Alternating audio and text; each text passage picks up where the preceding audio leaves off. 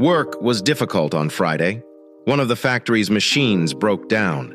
I spent the majority of the day collaborating with the technical team to troubleshoot a variety of hardware and software issues that fatigued the entire group. For the past 12 years, I've run a printing company. I began in the northern portion of Sydney, Australia. On this particular Friday evening, I drove into the garage and parked, reclining back in my seat for a while. I was tired and ready for the day to end. It was never easy to run a print shop that printed both commercial and one-of-a-kind products. At home, I was irritated that my wife, Louise, who had been with me for nearly 15 years, had not been very affectionate with me recently. I'm a pretty touchy person. Little kisses, hand touches, and good lovemaking energize me. Louise has recently grown more reclusive and moody. She enjoys spending precious time with me and receiving my attention. I try on a regular basis, but it's difficult when your wife pushes you away and you have a business to run. I would like to introduce myself. I'm Cameron, other. I am 42 years old, and Louise and I have 2 daughters. Our oldest, Carrie, is an 18-year-old physical duplicate of her mother from when she was younger. She is brilliant, determined, and knows exactly what she wants. She is in her 3rd year of university, studying engineering, and wants to work with me to create new printing presses after she graduates. Yes, I am sure you believe she is 18 and in her 3rd year of university. Well, she's quite intelligent.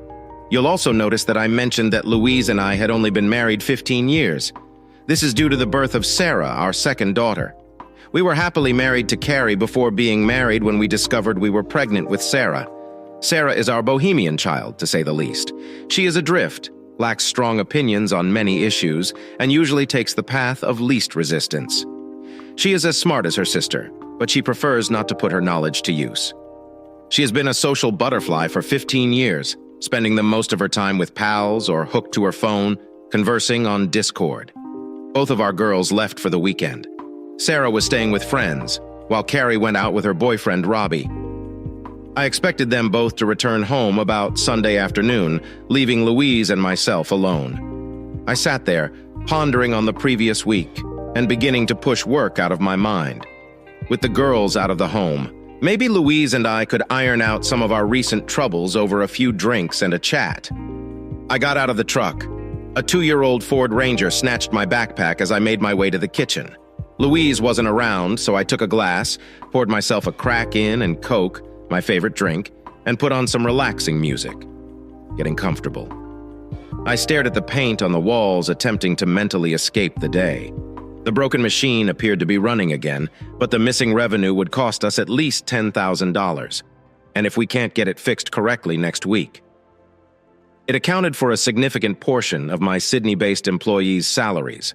Breaking away from my mental dialogue, I heard movement and the click of heels. My wife, Louise, entered the room, and my breath caught. Louise is around 3 months older than me. She had 2 children and was in her 40s. She had gained some weight, but she worked out regularly and ate well, so her curves remained in the proper places. She was suited up and ready to go out into the world. Her purse was nearly empty when she placed it on the table and looked at me. "You look good, my love," I said. She smiled at me. I groaned and took a sip from my drink. "Sorry, Lou. It's been a difficult day, and I simply do not have the stamina to go out to dinner tonight." I apologized, examining her from head to toe. She smiled at me again. But she didn't look at me with love this time. Something changed inside me, and my day went from disagreeable to downright bleak. "It's fine, Kim," she said in a little trembling voice. "I had not planned on bringing you with me." I gazed at her. Throughout our lives, we rarely went out alone. Even when she went out with her pals, she never dressed for a date. "You weren't questioning Lee," I explained. I took a large sip of my beverage. "So why are you dressed as if we are going on an odd date?" For a time, Louise appeared unsure of herself. "Cameron." She paused and lowered her glance at herself. "Are you breaking up with me?" I asked. Louise was taken aback. "Of course not, Kim." She reached out her hand, but I backed away and laughed angrily. "Now you're going to tell me we had nothing to do with it, that you must do this on your own. You will convince me that you deserve this after raising 2 children and devoting yourself to our family." I raised an eyebrow at my fast, deflated wife. I looked at her large bag on the table. "According to your bag, you did not intend to return home tonight." It's good to see how effortlessly you're departing our marriage after all these years. I don't care what it does to us." I threw those words at her. My speech took on an accusing, confrontational tone. "Cam." She paused and glanced at me. I did not interrupt her this time. She groaned and replied quietly, "We both work extremely hard, and I know you do it for us. But I'll only be seeing Roger for a bit." "Roger? I mean, Roger was a good general counsel at your job. Roger fell. Worth is married with 3 children under 10.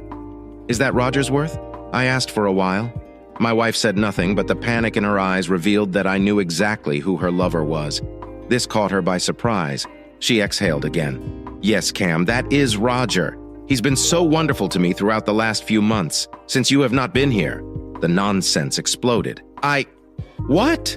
Louise expressed amazement at my quick reaction. "You heard me, Louise," I said. "Bullshit. You are rationalizing your way into an affair. Sure, we work hard, but claiming I wasn't here is nonsense, and you know it. You are the one who is alienating yourself. I've been trying for months to spend time with you, but you've kept me away. At least I now understand why you can't F asterisks. Asterisk is with me." I sprang up hastily, scraping my chair across the floor.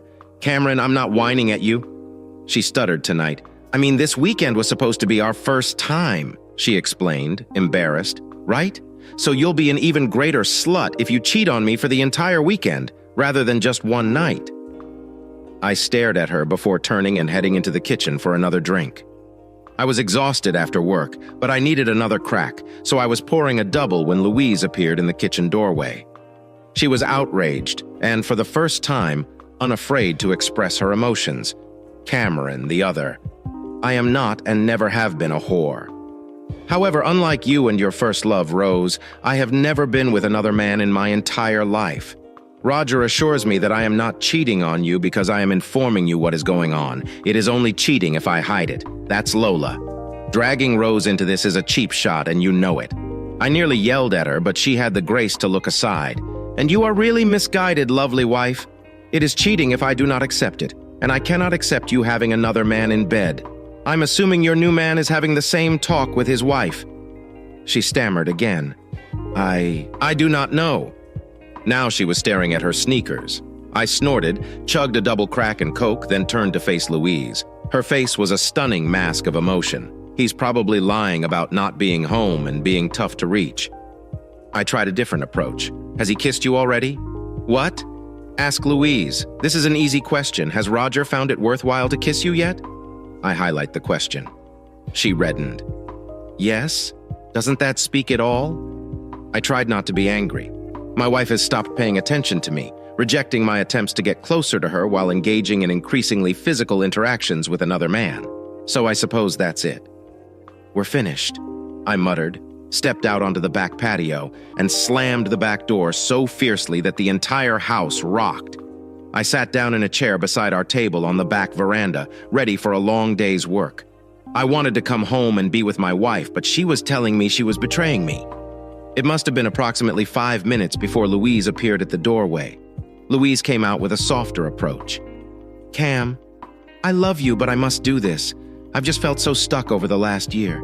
Roger's been quite understanding, so it won't take long. You will see." I continued to stare out into the yard, not looking at her. "No, Louise, you do not understand. It would have helped you if you had approached me. I was meant to be your best friend and companion. But you gave yourself to another guy, denying me the opportunity to be there for you. And now I'm not sure if I'll ever be able to be with you again." She did not move. "Cameron," she whispered softly but forcefully, but with trepidation. "You cannot leave. Roger warns me that if you do, I will take everything from you. I may take half of your business. I'll get the house and the kids, and it'll be easy to turn them against you." Her voice grew louder, and she stepped forward, placing her hand on my shoulder. I turned to face her in revulsion, wrenching my shoulder away from her contact. "Would you do that to someone you recently confessed your love for? You cheated on me, threatened me, and thought you could get away with it?" I let out a growl. I would not have desired that. My wife responded to me, but Roger told me that in a court of law, I would always win. "You don't have many options. I'm confident I'll work things out and get back to you. You will be all right. You are stronger than me." For the second time that evening, I stood up abruptly. But this time, I have hatred in my eyes. I glanced at the woman I still loved at that time. However, the hatred and wrath I was experiencing took over. "You are a selfish, disloyal bitch," I hissed. She stepped back. "You dare to express your love for me, as if I have any intention of remaining married to you from now on, and you're telling me I have no option. Well, screw you, Louise. You've shown me that I don't know who you are. You aren't the woman I married. It's as if an alien has taken control of you. The woman I loved would never threaten to destroy me by using my children against me. So who the hell are you?" "Cam, she stuttered. I let the fury dissipate as quickly as it had appeared. I took the sensible approach for a moment to see if I could reason with her. "Louise, if you truly love me, halt everything right now. I'm not sure if we can save our marriage based on what you just told me. You were intimate with another man. If you call it off right now and we go to counseling, I pledge to try to comprehend what you've been through. I'm going to try to forgive you for your betrayal." "My betrayal?" she whispered. I nodded. "Counseling?" she whispered again. "Yes, Louise, counseling. You may not realize it right now, but based on what you've just described, our marriage is in its latter stages. So call it off and start counseling straight away. I'll call Rose right away, and we can get her here tonight to help." Louise had already tossed Rose at me. She was correct. Rose was my first love. However, it was not meant to be, as we ended ourselves in different areas and fell in love with other individuals. But Rose and her husband Toby were extremely close friends with both of us, until tonight. I never imagined Louise could use Rose from my narrative against me in an argument. Rose was also a therapist, and Toby had become one of my closest friends over time. We successfully complemented one another. Of course, it helped that we shared a same perspective on everything. It also helped that we raised our children together. Robbie, Rose, and Toby, son and Carrie, were as close as thieves since birth. They had been dating as a pair since 5th grade. I am confident that if they had been allowed a few more years, their connection would have grown even stronger with excellent parenting. "No, Cam, I don't want Rose at the heart of this," she declared forcefully. She exhaled. "Look, Cam, I understand how angry you feel. You may believe I don't understand, but I do." I tried to correct her, but she raised her hand. "Let me finish. You may believe I do not love you, but I do. You're correct that those threats were inappropriate. I should not have done them. However, this does not make them any less accurate."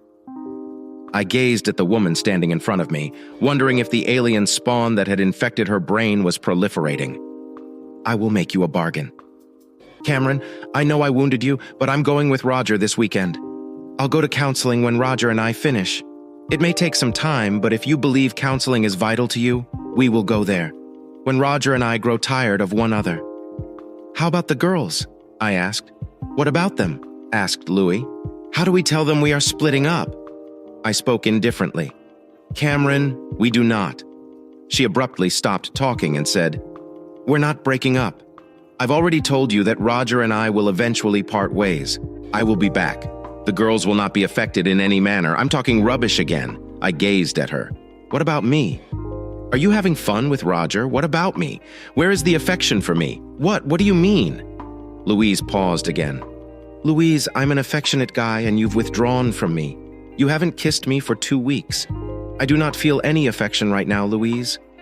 So what should I do?" She glanced at me as if the thought had never entered your mind. It had not occurred to her that I may require something, some attention or care. "I do not know." She lowered her gaze. "Roger thinks I should be his for now." I burst out again, my feelings changing to irritation, rage, and grief. To hell with Roger. "Wait, that's what you're going to do, spit on your husband. Cameron, this isn't fair," I nearly shouted at her, interrupting her. "You're telling me that denying me your husband because some jerk cheated on his own wife and denied me your body is goddamn fair." Louise took another step backward. I grabbed up my glass, drained its contents, and threw it against the concrete wall. Our BBQ was leaned on and it shattered, taking my soul with it. I sank back into the chair, my shoulders dropped, and I felt hot, tears streaming down my cheeks. We didn't say anything for a few more minutes until a loud automobile horn blared from the side of our driveway. I noticed Louise's uncertainty for the first time. I turned away to face the table, feeling like an empty husk. "Just leave," I whispered. I'm not sure if she heard me, but when I turned around, my wife had left. I believe I remained seated for roughly 30 minutes. The argument with Louise had hurt me more than I thought, but I was jolted awake by the phone in my pocket. My daughter, Carrie, called. She had forgotten her weekend clothing bag and wanted to let me know she was on her way home with Robbie to pick it up. "Sorry, Dad. Mom's phone went to voicemail twice, so I decided to call you." She was excited to tell me about Robbie's boarding house where she was going to spend the weekend. I snorted, attempting to maintain my cool. "It's all right, honey. Your mother is not at home right now, but I will make sure your suitcase is packed so you and Roger can leave." She did not respond right away. "Daddy?" I sighed. "Yes, honey." I tried to sound regular. She was not buying it. "Who is Roger?" Carrie questioned me with a peculiar tone in her voice. "I apologize. I intended Robbie. I apologize, Carrie. I intended Robbie. I couldn't believe I'd made such a mistake attempting to retreat. But Carrie was a clever girl and I was caught. What's happening?" She hesitated when I did not say anything. "Normal." "Dad, you are bothering me," she said. "Nothing, Carrie. I am just having a lousy day. First, I had issues at work. Then your mother and I had a fight. So I am just emotional." I responded. I didn't want to lie and I didn't want to give my 18-year-old daughter the complete story. "Dad, stop skirting the truth. You're attempting to confuse me." "What did Mom do?" Her tone sounded accusatory. I attempted to brush her off. "It does not matter, honey. I will be all right. You have taken me off surprise. I'll have your bag ready for you. Please do not let our troubles ruin your weekend. I love you, Carrie." I hurriedly hung up, feeling like a weirdo and attempting to hide the facts from my kid. I entered the home, splashed water on my face, and retrieved Carrie's bag from her room, placing it just in front of the garage door where she knew I would put it so she could take it and go. This was not the first time one of my daughters had forgotten something. I grabbed the broom and started cleaning up the glass fragments when Carrie screamed from the back door right at me. "Are you okay, Daddy?" she asked. She stared at me over her brows, concerned. Louise had looked at me many times when she was concerned about me, but not this evening, when she told me of her plans to have fun with another man. I shrugged, attempting to shake her off, and returned to sweeping the glass on the floor. "Sure, honey." I placed your bag in its normal location. I said monochrome. I bent over and began sweeping the glass into the tray, intending to hurl it into the dustbin as they watched. When I rose up, Robbie was also standing in the doorway, frowning. I hadn't fooled anyone. I pulled out a chair and sat down. Carrie pulled out a chair and sat across from me, squeezing both of my hands. "Dad, you're not all right?" Mom called me back shortly after I spoke with you. I heard she was in the car, and it seemed like she was with someone else. "So what's happening?" I gazed at my kid. I suppose she noticed something broken in my eyes. The shine had vanished. "That damn bitch!" My daughter practically shouted as she handed Robbie back. "What's wrong, baby?" I asked Robbie, thinking his girlfriend was angry. He stared at me. I still did not say anything. I felt elderly and depressed. "My mother is cheating on my father." She stated it casually. "No, seriously." Carrie and Robbie both looked at me. I nodded slowly. "She issued me an ultimatum and then went with her lover sometime before you phoned," I admitted, sullenly.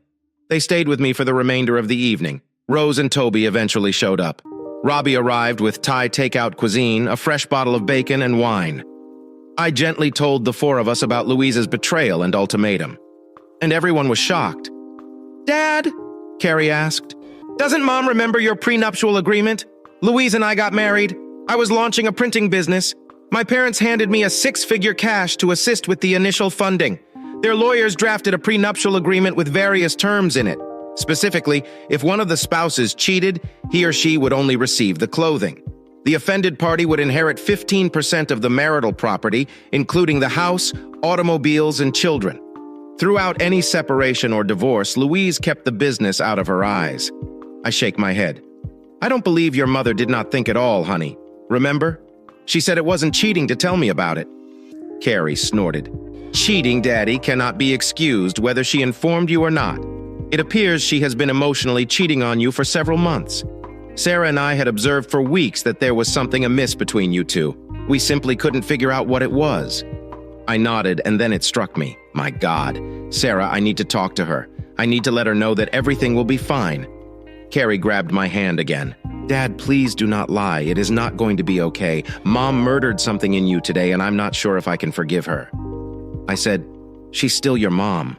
My tone was primarily whiny. Whether she's your mother or not, she had no excuse to do what she did to you. She stated it harshly before gently squeezing my palm again. Sarah and I are going to be fine. I will talk to her in the morning. She also realized something was awry. We ate, and I ended up eating 3 servings of wonderful Thai food despite my mood. However, after eating and talking with Carrie, Robbie, Rose, and Toby, I felt much better. Everyone. Do you mind if I talk with Cameron for a while? I asked Rose later in the evening when the conversation had shifted away from Louise and I felt a bit put off. The other 3 regarded this as a signal to go inside. Rose sat in the chair across from me that Carrie had left behind. She noticed the expression on my face and looked over her shoulder toward the rear door where the other 3 had gone. Then she smiled back at me. Rose added, "You have an amazing daughter, Cameron." I nodded and returned my attention to Rose. Rose was a gorgeous woman with red hair. Like I stated, she was my first love. We dated for a few years in high school before going to different universities. She then fell in love with Toby, and shortly after that, I met Louise, whom I adored until tonight. Rose and I were close, despite or because of our history, but nobody of us had ever considered betraying our spouse. The fact that our children were dating increased our family's bond. Carrie and Robbie were aware that Rose and I had dated briefly when we were younger. Neither of us concealed it. We also knew that since they were both 18, Carrie and Robbie were sleeping together. But we realized how much they cared about each other and didn't stand in their way. Carrie admitted to Louise and me that they first slept together on Robbie's 18th birthday. It was her birthday present for him. Rose patted my leg with her foot, pulling me back into the present moment. "How are you?" "Cam, do not lie to me. I know you almost as well as anyone else." I shake my head. I'm not Rose. I knew it was difficult for us, but this. I make a gesture to the air. Then, more calmly, I still love Rose, but I loathe what she did to me and to us. I detest it. I want to scream. I want to cry. I want to hurt her and her guy. But I still love her. I screamed out in agony. Rose nodded. "Now, in psychiatrist mode, how will you handle it, Cam?" she asked. I glanced at her for a time. "Rose, cut the bullshit." I smirked regretfully. "It does not work for me. Besides, I've known you for too long." She grinned back, snapping me out of my reverie. But how can I respond? At the very least, a breakup and more likely a divorce. With all of the stipulations of the prenuptial agreement upheld. I begged her to stay. I told her we could seek counseling. But in response, she threatened to steal everything from me and turn my girls against me. Rose nodded. "Cam, you're correct. And I believe you understand that I cannot be your counselor in this subject. I am too close to both of you. So tomorrow we'll try to locate someone to chat to. But Toby and I will be there for you throughout this. You know Toby and I think the world of you. I'm sure Robbie and Toby are trying to persuade your daughter not to destroy her mother right now. I don't think we've seen Carrie this upset since Candy Taylor invited Robbie to the junior high dance." She laughed. I laughed quietly back. "You're correct. Thank you, Rose. I am sorry about it. You do not deserve to be in the middle of this." She pulled away from me. "Do not worry, Cam. We are here for you. Trust me. If you were the one who dumped Louise, we'd do the same for her and gossip about your demise." I slumped back in my chair. "Rose, I wouldn't." Rose smiled at me. "Relax, Cam. I know you would not. That's why I wasn't shy about discussing it. You and Toby are two of the most devoted individuals I've ever known, and if you looked alike, I would assume you were brothers."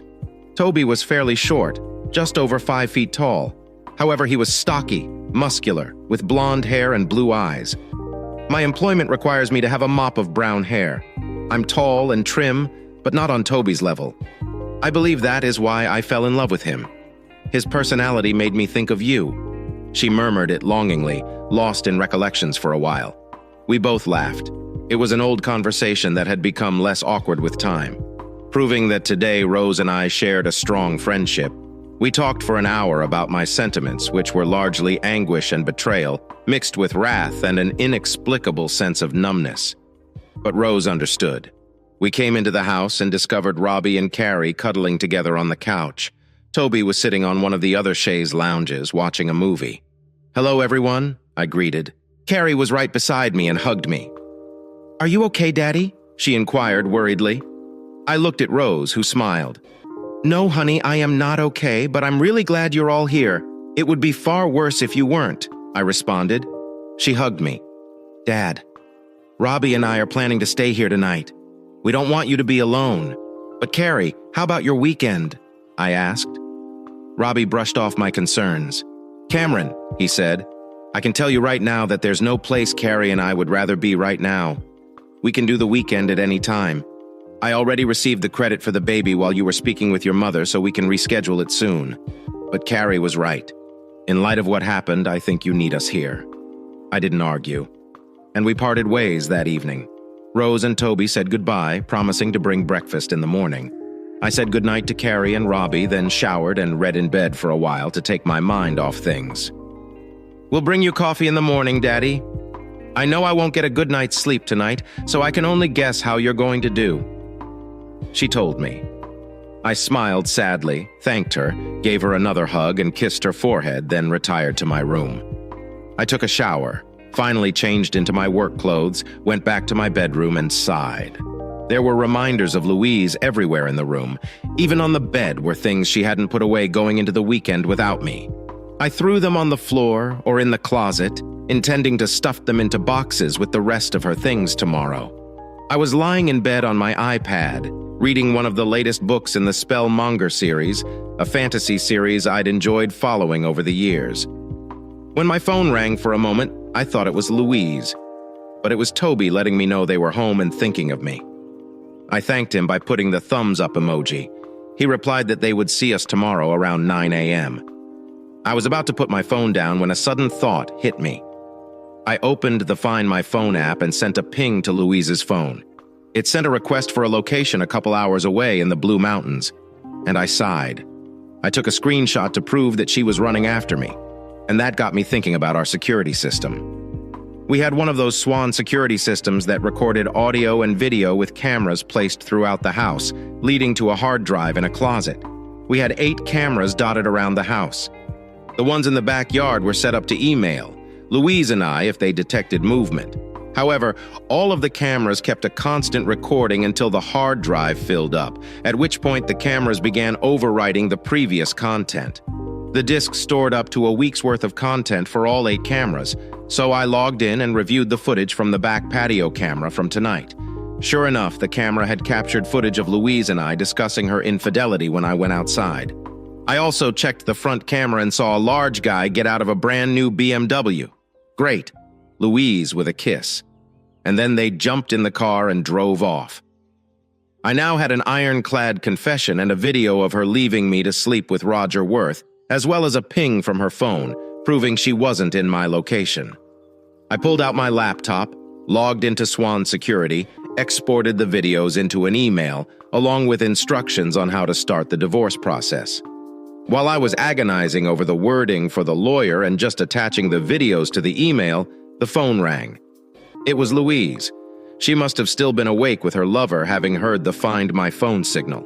I switched the handset to voicemail. A moment later, I received a voicemail notification. I listened to it. "Cameron, Roger," and I heard my phone. Beep. "We're telling you now, don't do anything stupid. Sooner or later, we'll be done. We'll talk, and then you can do things. My way. If you do otherwise, then I tell you, Roger will destroy you. And I will take everything from you." I heard Louise's words. Roger's giggling could be heard in the background. "Yes, your little toady. Trust me, it's not forever. But if you ever blab to anyone, I will take a personal interest in taking you apart, piece by piece, until you lose everything.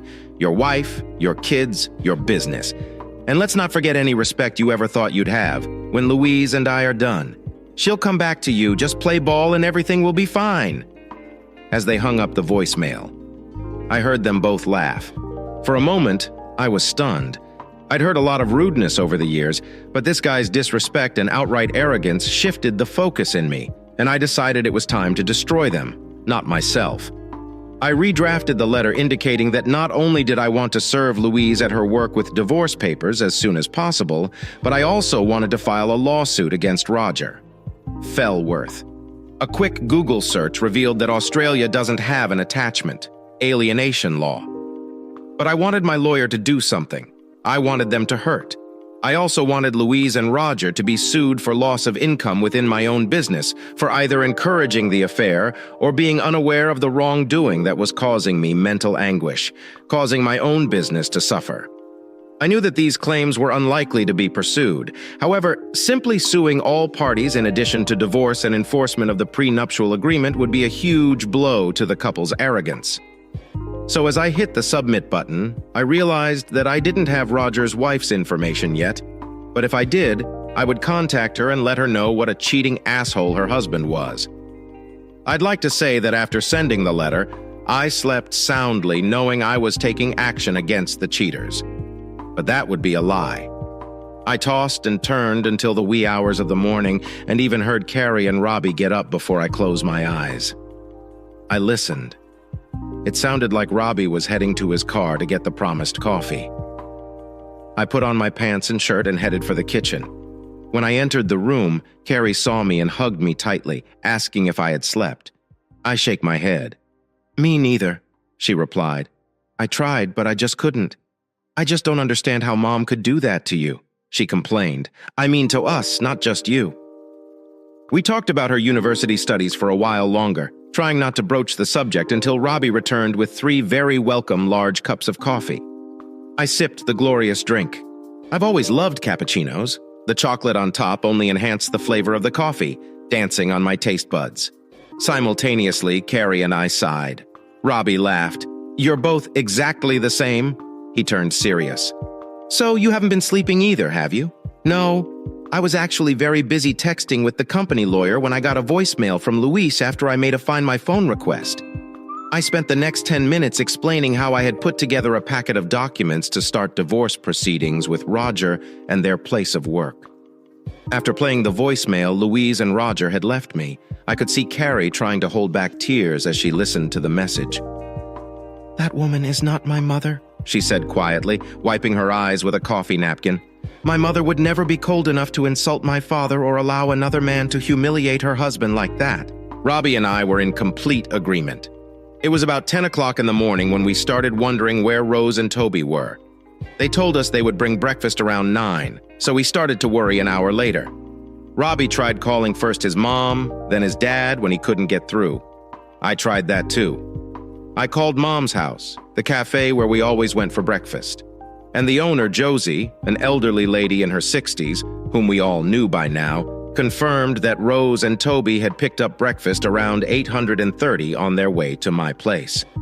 As I hung up the phone, I was overcome with intense anxiety. I was packing my keys to go looking for them.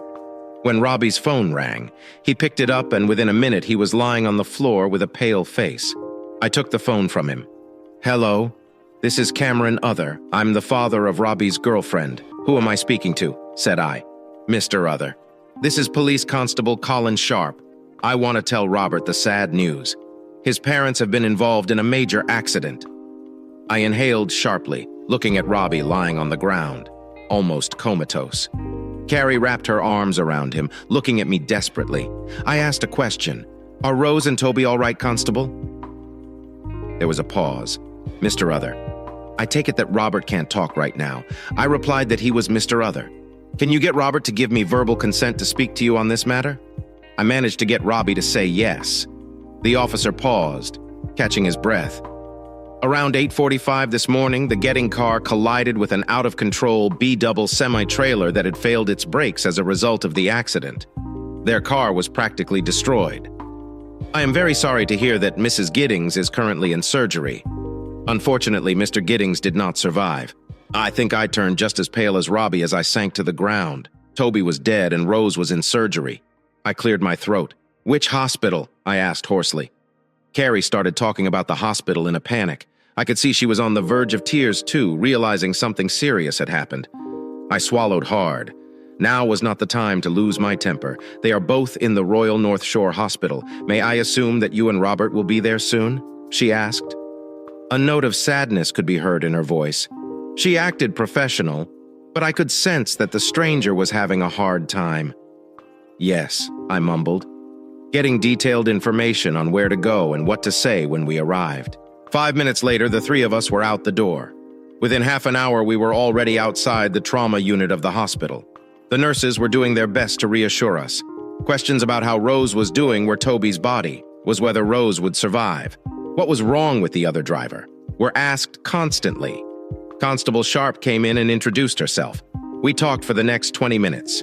Robbie again allowed me to act as his representative, and she told me the whole story. As Rose and Toby were driving, an out-of-control, fully loaded truck had crashed into their car, leaving it in shreds. Toby took most of the impact on the driver's side, his side of the car almost merging with the passenger side. He died on the way to the hospital from multiple injuries, including a fractured skull and multiple puncture wounds to his torso and upper body. There were other injuries, but I won't recount them here as they are too graphic. Accidents like this are horrific. Rose was also in critical condition. She also had a small skull fracture, multiple lacerations, and 2 broken legs. However, the most serious problem for Rose was the loss of her left arm, as well as part of her left forearm. The surgical team worked diligently to stitch up the wound as well as repair several other puncture wounds. Rose also suffered severe blood loss due to the inability to stop the blood flow. But fortunately, if there is such a thing in accidents like this, her mangled arm was above her head when she was pulled out by emergency crews. So thankfully she didn't bleed out the rest of the day passed in conversations and phone calls. I have to hand it to Robbie, after the initial attack of shock. He sat with me all day while we waited for news about Rose and started calling people. First, we called his grandparents, then Toby's brother in Brisbane. Then, we called Rose's brother when the most people arrived. Carrie and I had to help Robbie with the paperwork for his father's death. Carrie called Sarah, and within an hour she was at the hospital, hugging Robbie and crying with Carrie. After a while, she looked up at us. "Where's Mom?" she asked innocently. Carrie and I looked at each other. "She's not coming?" Carrie said bitterly. Sarah looked at Carrie, then at me. "I take it this is Roger's doing." My youngest daughter asked grimly to say that Carrie and I were shocked that day when everything that could go wrong went wrong was an understatement. "Sarah, are you telling me you know something about your mom and Roger?" I asked gently. Sarah nodded her head solemnly. Fresh tears began to roll down her face. "A couple of weeks ago I saw Mom bring in some new underwear and I asked her if she bought it for you." "Dad." I watched her shoulders slump. I had to pester her for a few days, but at one point when she didn't tell me the underwear was for you, she took offense at me and then blabbed that it was for a date with some guy named Roger, saying you didn't have a chance to see him. "Sarah, why didn't you say anything?"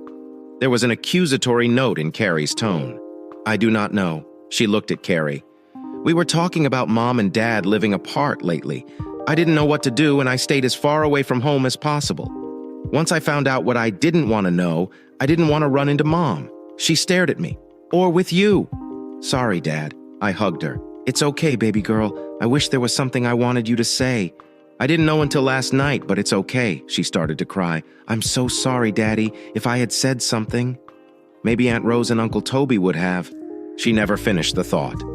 Instead, she broke down. That night, we left only to shower and change. I brought Carrie and Sarah home. We cleaned up. Then Carrie drove her car back to the hospital with Sarah, and I followed them. I think it was about 4 o'clock Sunday morning when Rose was brought in from surgery. She was all bruised in critical condition, but alive. She will be in the ICU for at least a few days. They wanted her to recover and make sure there was no brain damage before taking any further steps. Even despite his grief, Robbie was gracious to the doctors and asked to meet the team of surgeons who labored for hours to save his mother's life. I have never been so proud of my daughter's boyfriend and sincerely hope that one day I could call him my son-in-law. We spent the rest of the day at the hospital. I took all my laptop and phone chargers after receiving confirmation that the paperwork had been drawn up and was ready for delivery to Louise, Roger, and their place of employment on Monday morning. I was relieved to note that I had a damn good lawyer, better than Roger. I was willing to bet. I also contacted my duty managers at work to take over the workload for the week as we had a family tragedy and I needed time. I didn't bother telling them I had more than one emergency, but they knew their business and kept me on my toes. One piece of good news was that one of my support team members was able to fix the remaining problems on the car that broke down on Friday throughout Saturday. In the afternoon, we started working with Robbie on planning Toby's funeral. Robbie left a message with their family lawyer for instructions. As long as Rose was doing well, he wouldn't be needed. But Robbie wanted to be prepared. We talked about the funeral for a few hours, and after lunch we were joined by Edwina Rose's mom, an older woman in her 70s, but still as witty as ever. She hugged her grandson and then gave me a big hug. Edwina had always treated me like a son. She loved Toby, but always spoke of me in joking tones as the one who left her daughter. She informed us that Camille, Toby's mom, would be coming to visit us at the end of the week as soon as she found someone to drive her from the retirement village since she couldn't drive. After lunch, we talked easily. Edwina sat with us in the hospital waiting room as we had planned. I wondered if we would be moved on. However, when I asked the nurse if we needed to move, she shook her head. No. That unfortunately happens more often than you expect. But as long as it's not too crowded, you can stay. We know the grief you're all going through right now, and I understand that you need to be near Mrs. Gettings while you wait for her to wake up. I smiled, thanking her for her answer. Time flew by as we all talked and reminisced. Louise was only mentioned in passing, and as soon as Carrie brought Edwina up to speed about Louise, anytime no one was watching her, a grim frown would appear on her face. It was about 8 o'clock on Sunday evening when I answered the call on my cell phone without looking. All of our phones had been ringing off the hook all day, as news of Toby's death and Rose's injuries spread. "Hey, this is Cameron Other speaking," I said as I watched Robbie hug Carrie and look into each other's eyes with a smile. I watched as they exchanged the words, "I love you," followed by a kiss as they mourned each other. They fell even more in love. "That's no way to call your wife." I heard Louise scolding me on the phone. "I told you not to make waves or you'll regret it. Roger is fierce and will take you out if you say anything to anyone." "Where the hell are you, Cameron? You're supposed to be home when I get there." I don't know what had happened to Louise over the weekend, but if there was anything left in her of the insecurity or regret I'd seen on Friday night, they'd been taken away by the stroppy woman who was now on the phone with me, Louise. I uttered the contempt so evident in that single word. All the talking around stopped. Everyone looked at me at the same time. "It's me, you great grouch. Where are you and where are the girls? If you tell them anything I told you, I'll turn them against you, so you better go home or I'll make you sorry." I hung up the phone halfway through. I wasn't interested in threats. Tomorrow, Louise would find out that her neatly constructed narrative was falling apart. The whore just got home. I shrugged. "We could hear her father," Sarah said quietly. "I don't know why you even picked up the phone. I spent several hours today talking one-on-one with my youngest daughter. She apologized over and over again for not saying anything, but after hearing the extent of her mother's deception, she was almost as angry at her as Carrie was. Daddy, in the divorce, I'm going to live with you, okay?" said Sarah to me out of the blue as we talked earlier. "Of course, baby. Of course," I said as I hugged her. Coming back to the present, I looked at a smiling Sarah. It was instinct. I answered the phone without thinking. It just took me a moment to get my bearings. The next moment, my phone rang again. Louise's, of course. Over the next 10 minutes, she tried calling a dozen times. Then she tried calling the girls. After half an hour, Carrie had had enough of it. "What?" she shouted into the receiver, picking it up. Louise reprimanded our oldest daughter for her tone. "Mom, stop it. I have absolutely no interest in talking to such a lying, cheating bitch right now. I'm here with my family, including my sister and father. We're in mourning right now, and we don't need you interfering with our grief." I could hear Louise shouting a string of curses and swear words into the receiver that I didn't think she could ever put together, let alone say them to her daughter. The bottom line was that she thought Carrie was talking to her about the breakdown of the relationship between Louise and me. Not about Toby's death and Rose's life hanging in the balance. I realized that Louise had no idea what had happened. Louise continued for another minute before Carrie interrupted her mom. "I have no intention of putting up with your yelling anymore. And before you start, yes, Dad told us everything too, so you should know I have no interest in living in the same house with you. You're a whore, Mom. You had a man who loved you and children who adored you as a role model. Now you've traded your father for a mate who's likely to drop you like a hot potato, and you've lost the respect of both of your daughters." She paused. Obviously, her mother had spoken. "Yes." And Sarah and I, yes. Sarah told us what she knew. My dad is good for forgiving her, and she hates you as much as Dad and I do. So pack your suitcase, Mom, because none of us want you around when we get home. She paused again, listening. "No, Mom, I won't tell you where we are or when we get home. Why don't you call Roger and go to him?" She paused falsely for half a second. "What's that?" "You can't because he's gone home to his wife who has no idea. He's a low-life, cheating bastard who's helped you destroy any respect for you and the family." "Sorry, Mom." Luz started to reply.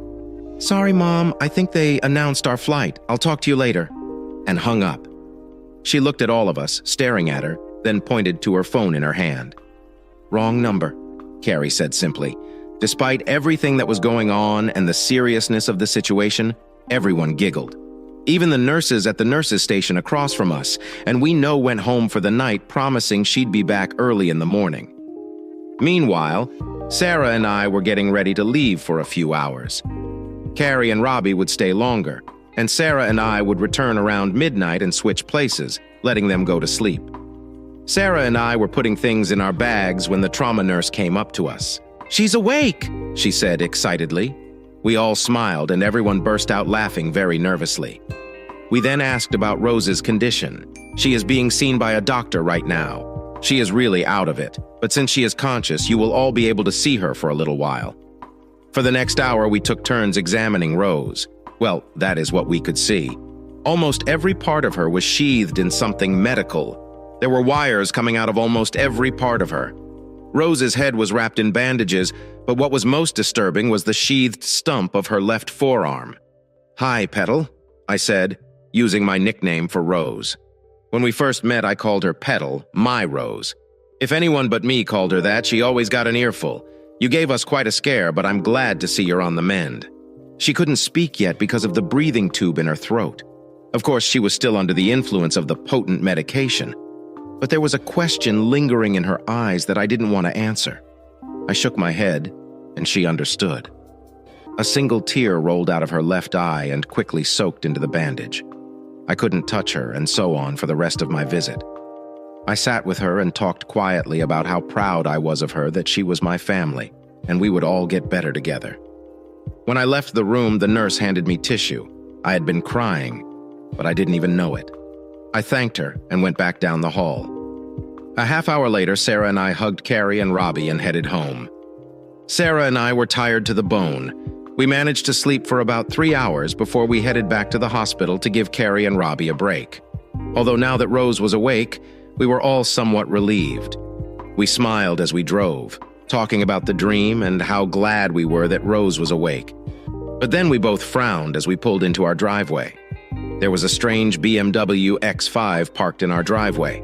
"Shit," we muttered at the same time. I saw that the front lights were on and drove past, making a U-turn and pulling over to the curb in front of our house. We saw the curtains move, but the door didn't open. "Should we go in or just leave?" Sarah asked. "Asked Sarah?" I shrugged inside. "We should go in." "Sorry, sweetie, but I don't think it would be safe for me to drive too long today without a break or caffeine, so I suggest we go in.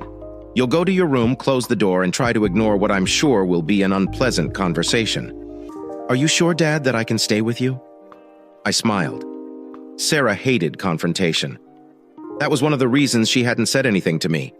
But the fact that she was willing to confront her mother with me spoke volumes about how much my 15-year-old daughter was upset with her mother. I pulled out my phone and pressed record. Sarah looked at me doing the same thing with her phone. We both got out of the car and walked down the walkway to the front door. It was unlocked and we walked right in. A lovely guy named Roger Fell. Ruth came out at us 2 seconds after we stepped over the threshold. "Ah, there he is," the little cuckold. "Back to apologize. And you're going to play ball before I ruin your damn life?" he said coldly, with the arrogance of a man who got what he wanted, despite no objections. Sarah walked into the room, causing Roger to flinch. Louise hesitated for a moment, her lover handing us a suit for verbal discrimination with a minor in the room. "If you don't mind, Daddy, I'm too tired for this. I'm going to go to bed and make sure you're up by 11:30 so we can get back." She walked past a stunned Roger and Louise, uttering only asshole and whore to them and saying nothing else. As soon as the door closed behind Sarah, they pounced on me again. "Louise told you not to say anything to your daughter. You bastard," said Roger, lunging at me with steam. I picked up the phone. "I'm informing you that I'm recording this conversation. It has been recorded since we walked through the door and will be recorded until you leave," I said, looking at the two cheaters. Louise looked at me and turned pale. Roger turned a little pale to look at the phone in my hand and then shrugged. "Whatever. Cuckoo." He smiled. Roger was an imposing man. He was taller than me and broader in the shoulders than I was. However, most of his body was fat, not muscle. In addition, he was balding and jowls appeared on his chin. I'd say he was in his late 40s, probably early 50s. Honestly, I couldn't understand why Louise would want to date a man like him. I ignored Roger for a moment, looking directly at my wife. "Louise, I asked you not to show up here when I get home tonight, and you insult me even more by bringing your lover here." "Cameron," she began, but was interrupted by Roger. He took 2 steps forward, standing in front of me. "Listen up, you bastard. We both told you how it was going to be and asked you not to say anything. Now I'm going to make your life a living hell." He spoke loudly, Mr. Fell. "Worth, aren't you?" I said calmly to his face. "You are not welcome here. I'm going to have to ask you to watch your expressions as my young daughter is in the other room." So he yelled, "She won't tell anyone, and neither will you." With those words, he snatched the phone out of my hands and threw it to the floor, stomping on it before we could do anything. Then he smiled easily and started yelling at me. "You're just some provincial printer whose wife is so sick of him." He smiled menacingly at me as I looked at my broken phone on the floor. Louise decided to join him. I had no idea what he had done to her, but she was no longer my wife, which she went on to say, "Cameron, it's true. Roger is 10 times better than you, but now that you've told the girls, it's going to be really hard on you. You better not say anything because now Roger and I are going to have to destroy you." "Louise, what are you?" I didn't get a chance to finish. For a while, I was looking at Louise. Good old Roger swung the senator at me. I fell to the ground, moving with the blow as much as I could. But it still hurt. "What the hell? You hit me in my house?" I said loudly, rubbing the spot where he hit me. "So what? Louise will support whatever I do to you. I could destroy you right now, and she'd tell the cops that you jumped me saying I had to defend myself." "Don't you get it, cuckoo? I'm a goddamn lawyer. I do what's right. You may think you're cool in the print world, but my people make the goddamn greens that make this world go round." He started to laugh. "I take what I want from who I want, when I want, and there's nothing anyone can do about it." I looked at Louise from the ground. "Louise, is that true? You're going to back that asshole?" I said, getting to my feet. Roger took a defensive stance, ready to try and fight me. But I looked at Louise and he relaxed a little. She tensed up a little but looked defiant. "I'm sorry, Cameron, but yes, I will support Roger in anything, even if he destroys you. You're just not a man like him." I looked at her again as if a blunt rocket hit her. Seriously, what had happened to her to be so brainwashed by this scum of humanity? I shrugged, sighing. "Well then, dear wife, I have nothing more to say. But you both need to leave or I'm going to return the feelings you just gave me and unleash such hell on both of you that neither of you will ever be able to look at anyone you know again without them ridiculing you both," Roger roared, encouraged by his previous blow. He had made the mistake of thinking he could take me. Like I said, Roger was a big guy, but he was all fat, not muscle. I wasn't as big as he was. But working all day at the typewriters, I had developed a strong physique. Plus, I had been in a few fights over the years and had even done some amateur boxing, so I knew how to fight when I needed to. Roger lunged at me, and I swiftly dodged him, screaming that he was being silly by attacking me in my own home. I tripped him, and he fell, breaking the coffee table, but instantly got to his feet. Roger tried to divert himself so he could jump on me again, still feeling that his heft was enough to take me down. For a time, he was stunned, his mouth moving like a fish in water. and then he collapsed on the ground. He looked up at me, not fully grasping what had transpired. I grabbed Roger's ear and began to speak softly into his clamped ear, looking at Louise, my eyes burning with hatred. "Listen, you bastard. You abducted my wife and came into my house believing I was going to be somebody I'm not. And now you're lying on the floor in anguish. You're about to be arrested. You have no idea what you've done and how I'm going to wreck your worthless existence. You think you're a huge man and I simply made you a unique." I let him fall to the ground, releasing go of his ear. "What did you do?" yelled Lucia as Roger fell. Then she ran around me to him. "Cameron, what the heck did you do to Roger?" I shrugged, looking at the woman I would have given my life for a few months ago. And today, I wouldn't have peed on her. Never mind, Louise. Today you in that unit didn't even inquire about me before you both jumped on me. You didn't ask Sarah how she was feeling or where we all were. You just went along with that asshole and his goal. She peered at me carefully, kneeling over her fallen boyfriend. After a few moments of silence, I filled the dead air. "You don't want to ask? So let me tell you, because you took off for the weekend with the fat bastard. Our daughter and her boyfriend came to spend time with me since she is not stupid and could tell something was wrong even when I attempted to deny it. Rose and Toby soon joined us. "Cameron, you did not," she whined. "No, I did not. Carrie and Robbie did it. They're smart, savvy, and can read between the lines," I responded. "Anyway, unlike you, they came to their senses and wanted to be near me.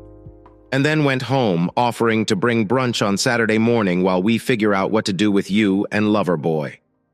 I looked down at the groaning Roger on the floor. "Anyway," I said, straining the word, knowing that the difficult part was about to begin. My voice trailed off.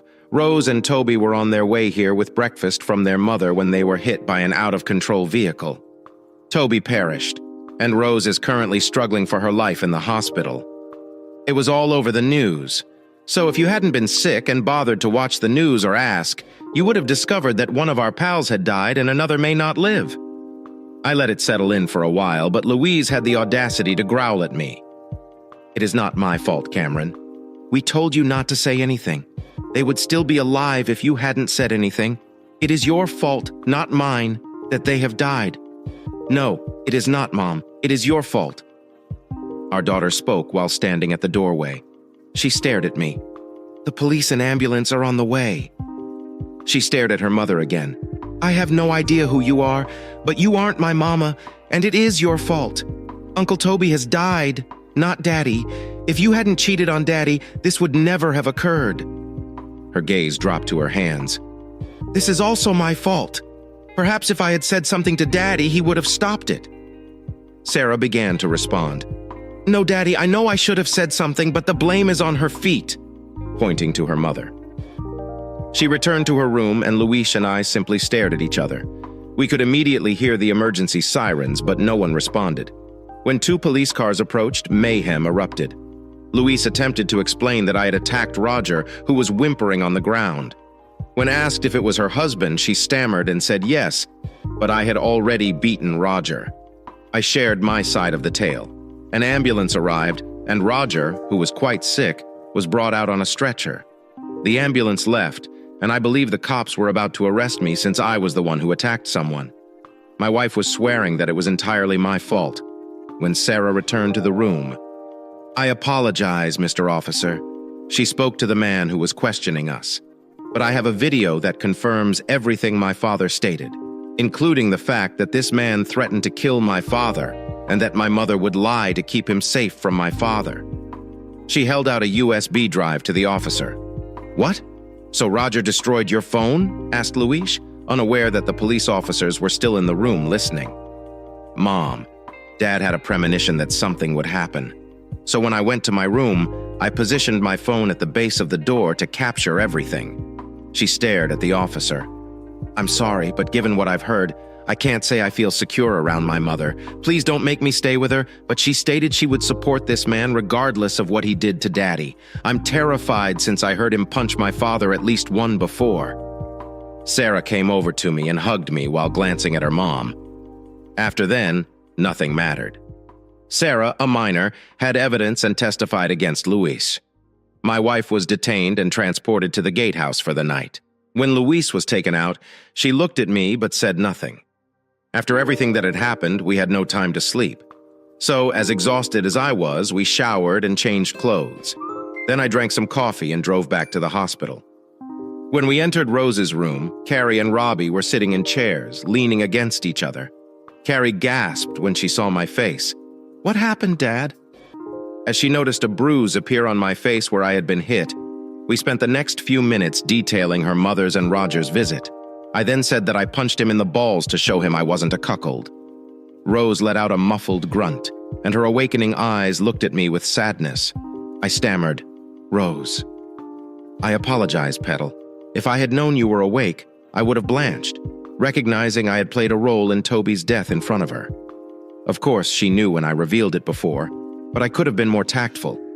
Her right hand moved slightly, as did the rest of her body. It was covered in bandages. At least one of her fingers was broken, but as she tried to lift her hand, I was right there by her side, trying to grip it without hurting her any further.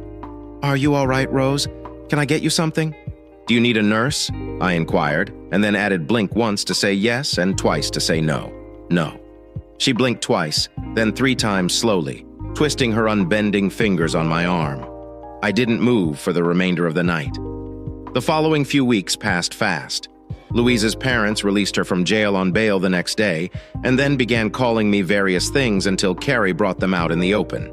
When Louise returned to work a few days later, she was just in time to receive the divorce papers from the bailiff, who then handed them to the company's owner. As a result, Louise was placed on unpaid leave and suspended from work until the issue was resolved. She returned to the house at the end of the day, having spent the day in her parents' spare room while Carrie and Robbie rested, and they watched her like hawk. So she gathered her belongings and proceeded to her parents' car in embarrassment. Carrie hugged her grandparents and made it clear that her mother would never return to the house. After the fight with Roger and me, Carrie thought her mother was a shameless harlot who had blood on her hands from the accident. Despite the fact that Rose was cognizant, it took them the most of the first week to decide to remove her breathing tube. But when they did, her first raspy words were addressed at me. "Cameron, are you okay?" I recoiled. "Rose, how can you ask that?" She smiled sadly. "I am all right, honey. I knew about Toby before you informed me. I had great hopes. But in the aftermath of the accident, we were stunned. But we came to our senses. We expressed our affection for each other. But he knew he would not make it, so I did." Now she was in tears. "I was quite disoriented when I awoke for the first time, but I remember your eyes verifying that he had left." I sat down in the chair next the bed and held her right hand in mine, still damaged yet intact, unlike her lost left. She murmured to me in a conspiratorial tone, despite the fact that we were the only 2 people in the room. "I had a dream last night in which Toby appeared to me and he was stunning. He was not wounded and appeared to be in good health." She smiled. "He assured me he was all right. It was his time. Nobody was at fault in the accident, not even Louise." I looked at her and her smile faltered somewhat. "I understand perfectly. Just like Toby, there's no one to blame anyway. He said he loved me, but now it is my responsibility to take care of you. Cameron, he truly loved you like a brother, and he was quite unhappy about what happened to you." I gazed at her. "Rose, you are the one who needs to be cared for. Seriously, have you realized that you do not have an arm?" She laughed and lifted her stump slightly. "Aren't I absolutely harmless now?" I could not help myself. I snorted. "I guess it's my job now to assist you whenever you need it," I said. She groaned, then laughed amicably. "I am serious, Cam. I miss Toby a lot, yet that dream makes me feel peaceful, and Dad made me pledge to take care of you." I raised my hands and she giggled. I grinned back. "Okay, you won. You can look after me?" Rose appeared smug. "But only after you've left here. Until then, I need to look after you." Unlike the first 2 weeks. The following few months passed slowly. If I wasn't working, I was in the hospital with Rose. If I wasn't in the hospital, I was packing at home. The girls and I decided to sell the house and move. I was fortunate to find a residence in North Sydney near Crow's Nest at a reasonable price while still getting a good offer on our current home. The new residence was smaller, but it was close to transit and a medical facility. It had 3 bedrooms and an office. And if you stood on tiptoe and peered out the master bedroom window, you could see Sydney Harbor in the distance. My divorce from Louise was fully underway. The daughters refused to have anything to do with her, and the few talks they had with their mother did not go well for Louise. Sarah, the malleable daughter, had turned tough as nails and frowned at any mention of her mother. Carrie had effectively moved in with Robbie in the last month, which I didn't mind, despite Louise calling me a brainless cuckold and a miserable lover, dozens of times. She had a difficult time living in her parents' extra bedroom. They called me a few times to see if I could work things out, but once I showed them the audio from Sarah's phone of that night with Roger and Louise, they apologized and stopped attempting to resolve our issues. If Louise's life was sliding downward, Roger's life fell like a stone to the bottom of a pond. He needed to have one of his testicles removed, and while he identified me in a lawsuit and the police informed him he could sue me, the outcome would be disastrous for him because he was at fault. I could easily mount an argument in favor of my home and family. After a week of assessment, his employer promptly fired him for exposing their company in this manner. They did this to persuade me to dismiss the complaint against them. However, my attorney saw red flags and reached an agreement with them. Roger's wife also obtained a copy of the tape. I promised that wasn't me, but I spotted Sarah Sly looking at me several times. I had no idea how she'd found it, but one evening I received a call from Miranda, and for an hour we shared stories about Roger cheating on her, something she had suspected several times previously. However, this was the first time she had hard evidence. It turned out that the majority of the fallen Worth's money had been placed in a trust by Miranda's grandparents. Roger had graduated from law school years ago, thanks to that trust, and he was not included in the family trust. Miranda said he would not receive anything. They also had children, one of whom wanted to become a lawyer. When Miranda learned of his father's travels, he suspected this would not be the case. Roger was now staying in a cheap hotel, sleeping on a credit card that was about to expire. He had been unable to locate a new employment, and I genuinely wished that remained the case. Rose was doing better every day, and a month after the accident, she was permitted to leave the hospital with a nurse for a few hours, allowing us to finally say goodbye to Toby. It was bizarre. We were all sad. But Rose, more than anybody else, smiled a lot and laughed with others as they shared their stories. When she sobbed, she always helped the other person feel better. In terms of injuries, Rose's legs remained in a cast. She was still wrapped in multiple bandages, including her head, and her left forearm was securely bound above her left eyebrow on her forehead, with a crimson scar stretching across the bridge of her nose and right cheek. If it did not heal and fade as advised, the doctor claimed it may be rectified with plastic surgery later. At the burial, I made certain that I was the one pushing Rose's wheelchair while she received visitors. Her caretaker smiled at me and never moved more than a few steps away, but she deferred to me to assist Rose. A month after the funeral, I was sitting in Rose's hospital room doing bills and paperwork when I felt her gaze upon me. I set aside the bill I was working on and felt the hair on the back of my neck. "Stand up!" "What's the matter, Petal? Do you need anything?" I inquired, turning to face her. When I turned to look at her, I was surprised. Rose was looking at me with tears running down her cheeks.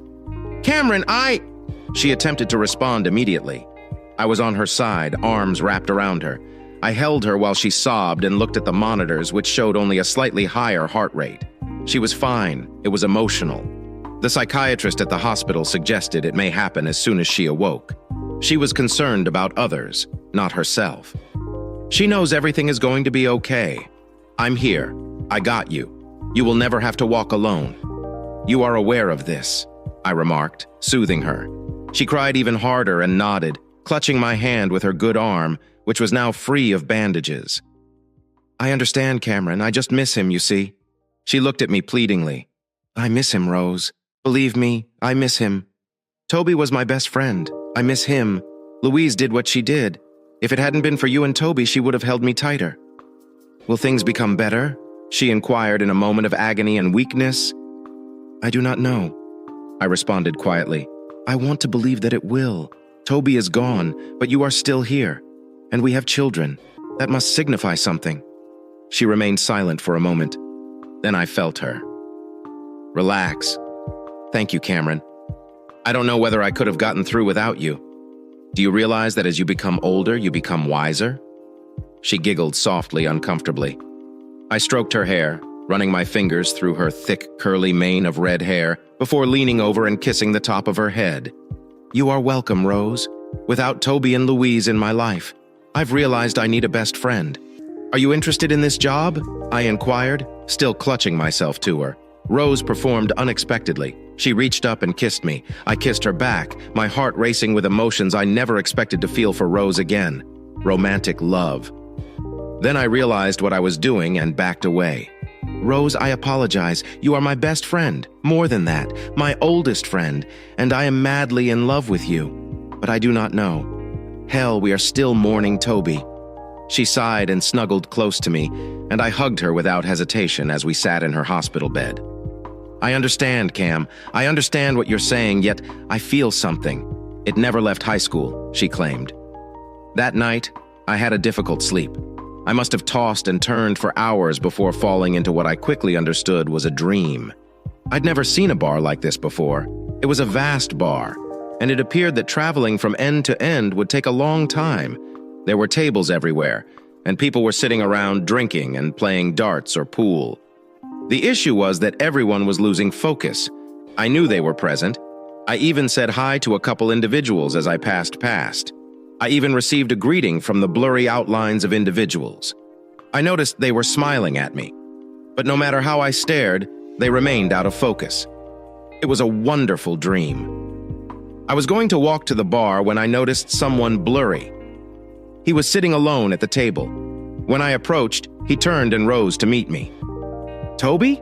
I exclaimed, running over to hug him. But just before I did, I slid toward him and came to a stop. He laughed. I'm pleased to see you. Cam, it's fine. You can hug me. We hugged. Then I drew him against me and looked at him. He looked as fantastic as he had the night before the accident. He noticed me looking him over and laughed again. You look fantastic, buddy, I said. I realize this is a dream, but it's great to see you. He smiled. Then we sat at the table. I had a crack and a Coke in front of me. Toby had a pint of Guinness and we sipped our beverages for a bit. He exhaled. Good stuff. He stared at me. So, how are you doing, Cam? He asked. I let go a little. The fantasy is becoming true. Not so wonderful, buddy, I responded to my closest friend's fantasy. Divorcing Louise is a hassle. The females are always upset. I'm trying to help Rose with her recuperation, but it's difficult and I feel like I'm drowning in it all. Toby nodded. How about you and Rose? He asked, lifting his brow. I reclined back in my chair for a moment, reflecting about what Toby was like in the dream. He grinned at me while continuing to raise an eyebrow. What about us? I asked. Come on, Cam. We've been pals for more years than I can recall. You are my dearest friend. I know details about you and Rose that would make anyone blush. I know you adore each other. I snorted. Of course, Toby. Without you two in my life, she is as near to me as you and Louise. She's my closest friend now. I want her to get better. He exhaled. I understand, Cam. But what about this afternoon's kiss, which disturbed you so much before you fell asleep and arrived here? You can't claim it didn't mean anything, can you? Of course. My brain would conjure up images of my best friend tossing it at me in an attempt to make me feel guilty for kissing his wife. I looked at my pal. I understand. It was more than that, Toby. I am in love with her. Always have. He grinned at me. I went into a panic. Buddy, Rose was married to you. Was Louise married to me? Sure. We dated and even took our first steps together. But Toby, we're talking about your wife. How can I cheat on you with her, Cameron? He said, Really? I'm dead. His tone was sad yet firm.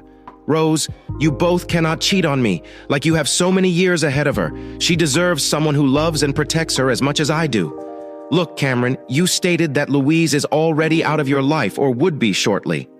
And you do adore Rose. He gazed at me for a moment, and I had the impression that the real Toby was wearing something essential, not just a figment of my imagination. Rose also loves you, Cameron. Of course, she is devastated by my passing, but she is urgently hoping you will not depart. She has her heart. She has the same love for you as she has for me. She probably loves you more than she does me because you've known her longer. I mean it. I didn't know how to respond, you know. He leaned closer me, as if he were about to share a secret. If Rose and I hadn't met while you were separated, she was going to track you down and force you to marry her. What? Said I, nearly choked on my rum. How the hell did you know that? She told me. He smiled. I snapped back. How could she tell you? You are merely my best friend's fantasy, which my dormant mind uses to help me understand things out. Rose never told me anything about it, so how do you know? Toby laughed. Cam, look around you, at the walls of this pub. This is not simply a dream, and I'm not just a figment of your tortured mind, he explained. Bullshit, I responded. Cam, this is true. I will prove it to you. He told me how, I replied skeptically. He held up 3 fingers. He stated it 3 times with a light-hearted tone in his voice. First, he lifted his index finger. When you come to the hospital tomorrow, ask Rose what my final words were to her. I snorted. I already know you were in the car. You said you loved each other. Toby smiled while shaking his head.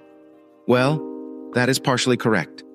But after we both understood I wasn't going to make it, I relaxed. I knew Rose would see me the next day. And my final words were love. Cameron, all your days. I began to respond, but Toby lifted his hand and extended 2 fingers.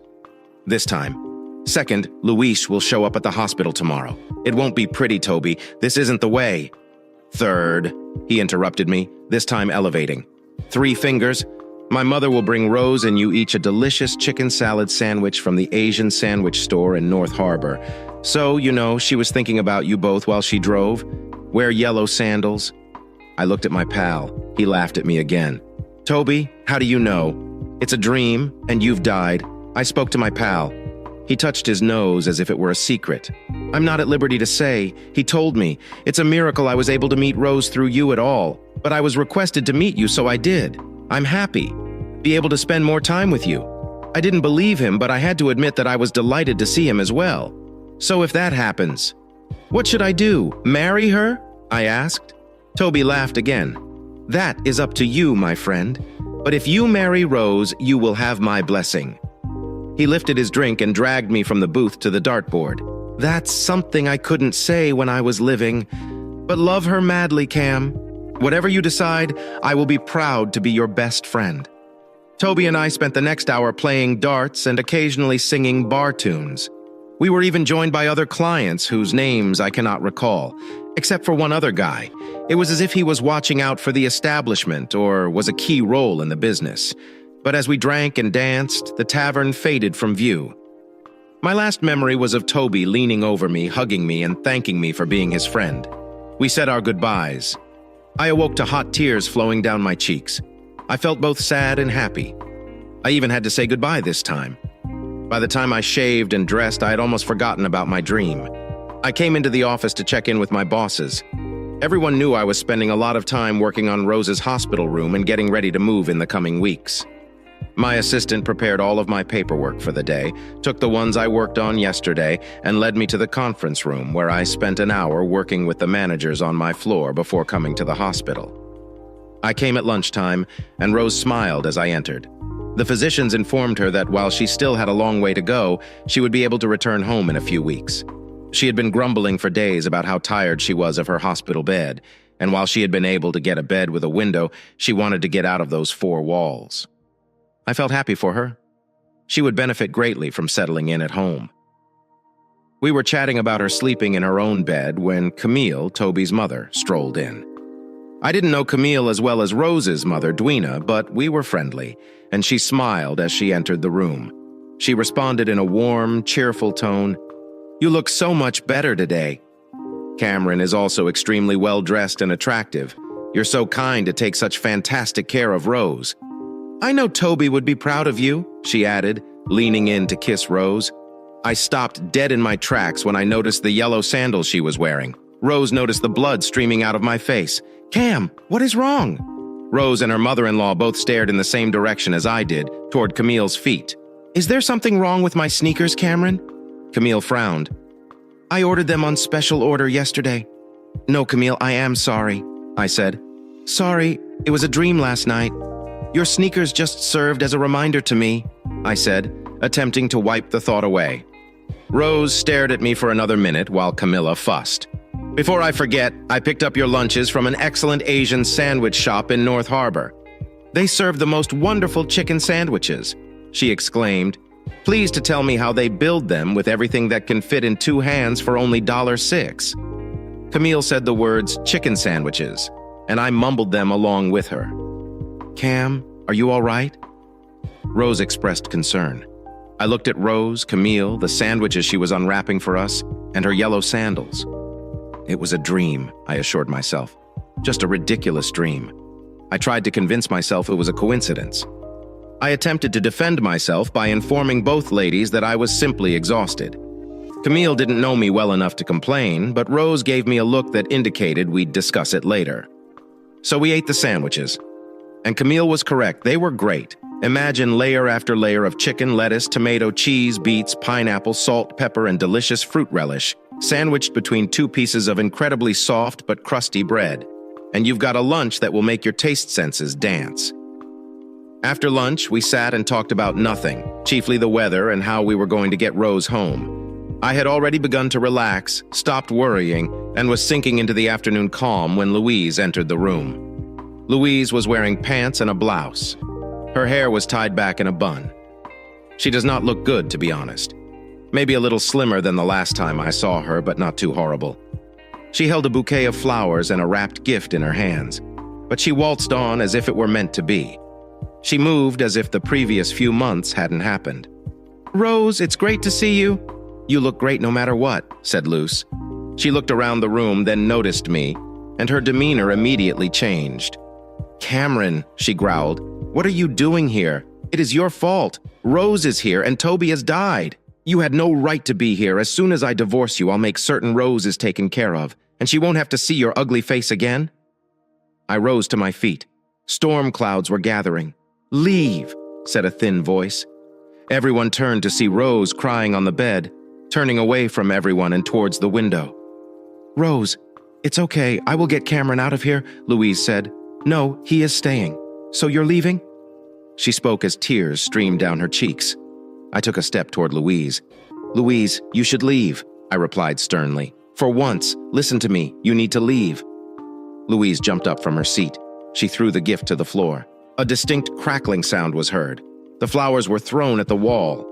I took 2 steps, standing between Louise and Rose, lying on the bed with Camilla, standing stunned in the background. Louise launched into a rant. What the hell, Cameron? What the hell were you saying to her? She knows it was your fault that Toby died, doesn't she? Why on earth would she think I had anything to do with her accident or you? You're the one who needs to go. I'll look after Rose. Stay with her to ensure she's okay after losing her husband. Then she looked at Rose's stump where her left arm used to be. And if she loses her arm, I'll be happy to take care of her. I let out a growl. What the hell do you think? You can come here? After 2 months of silence and think you have any right to talk to Rose? Cam. I gestured to the bed behind me. Rose lost her husband. I lost my best friend. The kids and I have been here every day since the accident. Where have you been? I started rambling. Cameron, the voice repeated. I continued. I know why you're here. You lost your job, your parents grew weary of your slutty ass and their spare bedroom, and you chose to manipulate Rose by trying to live off her until she got weary of your trash. Cameron insisted Rose's voice for the 3rd time. I twisted around to face Rose, enraged at being interrupted at the admiring face of my best friend. And suddenly my fury slipped away. I'm sorry, I murmured. It's okay, Rose said. She tilted her head and stared straight at Louise. Louise, you need to leave with the way you've been treating Cameron, not to mention the minor tantrum you just threw. It shows that you are not my friend. And don't use Toby's death as an excuse to blame Cameron. You have transformed into a horrible, disgusting creature. I'm ashamed to have ever called you a friend, let alone trusted you for years. Louise attempted to object, but Rose raised her stump. Just leave it. Louise, you cannot stay with me. I'm no longer your pal. You're not welcome here. Should I contact security to escort you out? Asked Rose, my ex-wife. Rose, Louise pleaded, this is not fair. Nobody is. No, Louise Rose said, her voice rising in wrath.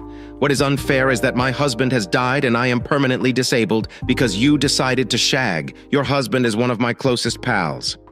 The room became quiet. The only sounds are from the hallway. Nobody said anything. Then there was the grimace on her forehead, which I used to identify with Louise's rejection of everyone around her and life in general. She turned her eyes from Rose to me, back to Rose, and then back to Rose, for the final time. Her gaze shifted, and a range of emotions passed over her face, but the frown stayed. When she stared at Rose one more time, the venom flowed forth. So screw you, Rose. I can see how this goes. You are a hypocrite cunt. She let out a roar. Well, you can stick whatever assistance I was going to provide you up your ass. She didn't have time to finish before I grabbed Louise's arm and hauled her out of the room. I turned down the corridor to the first exit outside, slammed the fire doors shut, and dragged Louise with me. Fortunately, these weren't panic doors. Louise snarled and swore the entire way, still yelling towards Rose's hospital room. I knew the guards would show up quickly. I turned to face my straying wife.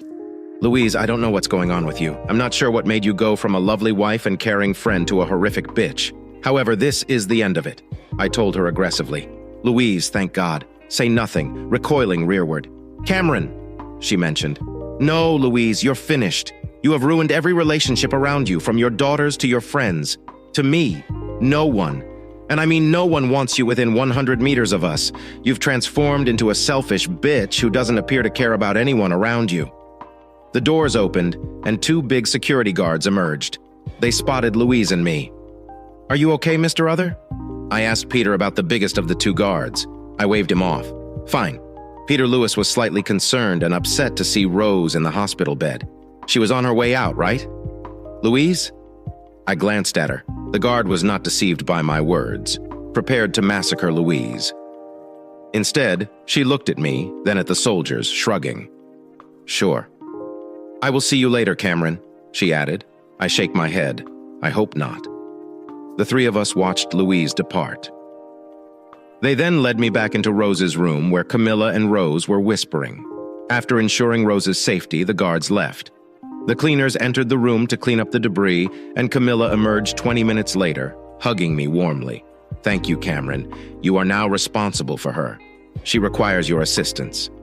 Camille whispered as she hugged me and departed to take the elevator home. Are you okay? I questioned Rose while sitting on her bed. It was only the 2 of us now. I grabbed her right hand and squeezed it. She snorted. Isn't this what I should have asked you? I shrugged. It's been a strange day, but with Louise, I feel. I do not know. Calm down, but no. I believe it all began with that dream last night. Rose raised her head to look at me. What about the dream? I nodded. Yeah, I couldn't fall asleep when I came home last night.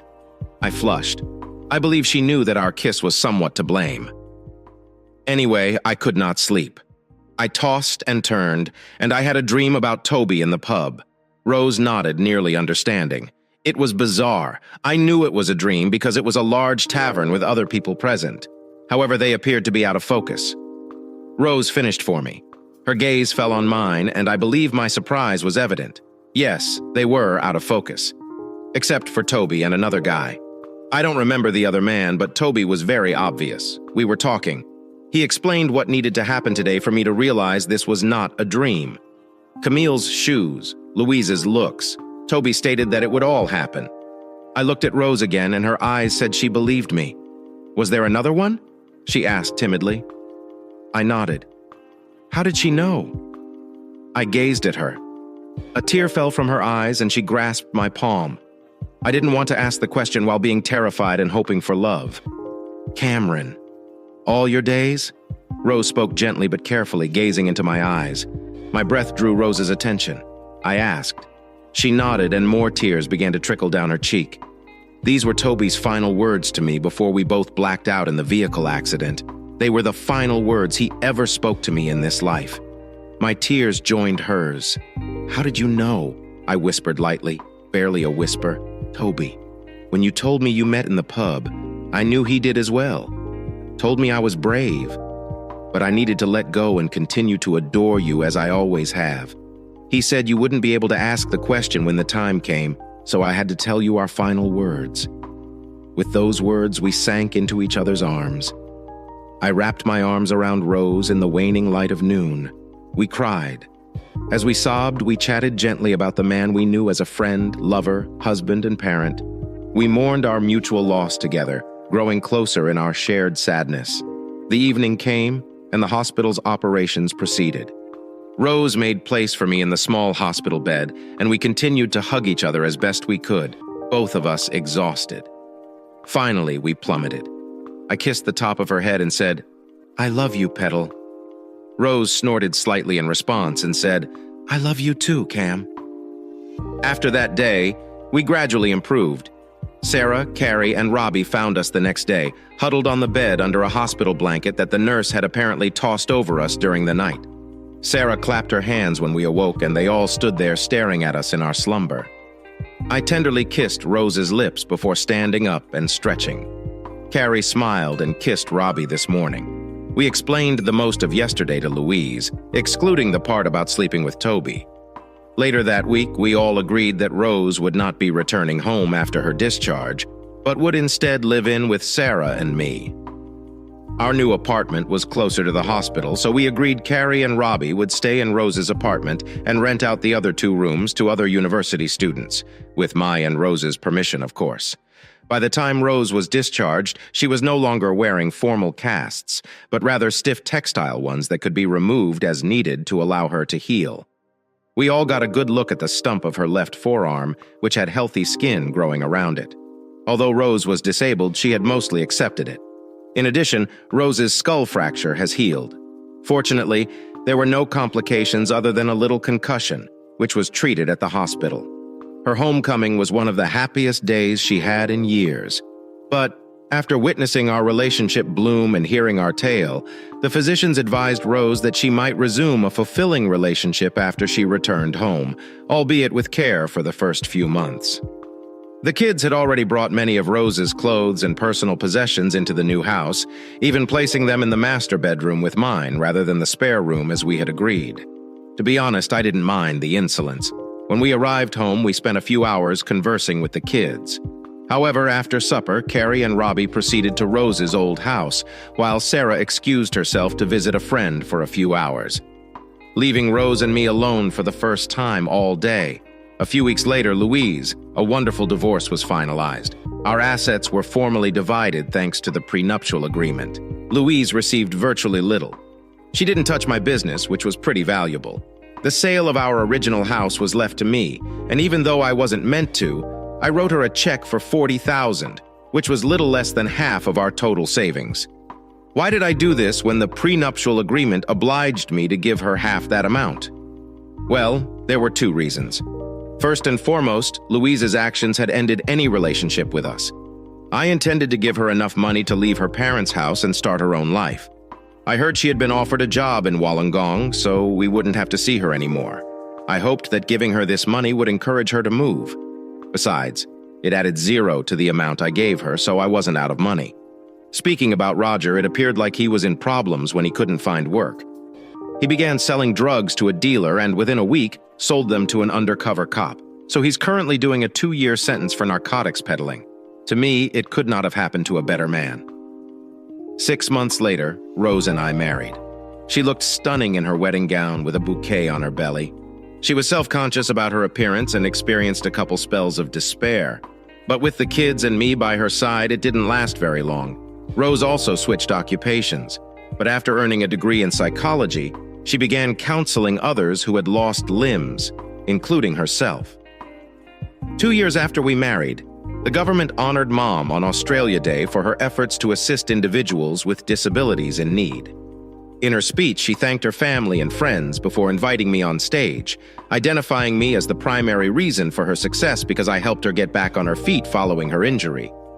It was a tough period. Rose and I conducted several media interviews. We also appeared on a few of morning shows to discuss the physical and mental obstacles faced by people with impairments. My wife was wonderful despite her disability, never allowing anybody to see her worry or cry. Yet when she was down, she knew I was there to assist her get back up. Rose and I's love grew stronger with each passing day, and even when we disagreed, we always forgave each other and never went to bed furious. After the prize, we hadn't seen Louise in nearly 3 years. It was Carrie and Robbie's wedding. They had graduated with honors in their respective disciplines, had solid jobs, and wished to start a family while they were young. Carrie did not want to invite her mother in 3 years. They'd spoken twice, and both times they were a little wordy and hostile. But I encouraged her to invite Louise for the simple reason that she had given birth to Carrie and should be able to enjoy it. In the end, Carrie consented, but requested that Louise be seated at one of the tables with the usual guests rather than the relatives. I shrugged. I didn't care where my ex-wife sat as long as she wasn't next to me or Rose. I really didn't want Carrie to regret not having her mother attend her wedding in the future. Ultimately, a compromise was achieved. Louise ended there with her old parents, who cheerfully sat a few tables away to maintain peace with their granddaughter and her new husband. As is often the case with ex-wives at weddings, I ended up at the bar and ordered a Kraken and a Coke. It wasn't on the bill, but because I was paying, I could have whatever I wanted. Louise approached me, leaning on the bar next to me, and ordered a glass of white wine before turning to face me. "I have never asked for forgiveness, have I?" she asked bluntly, but it was more like a statement than a question. "No," I said, turning around to look at the crowd. Rose.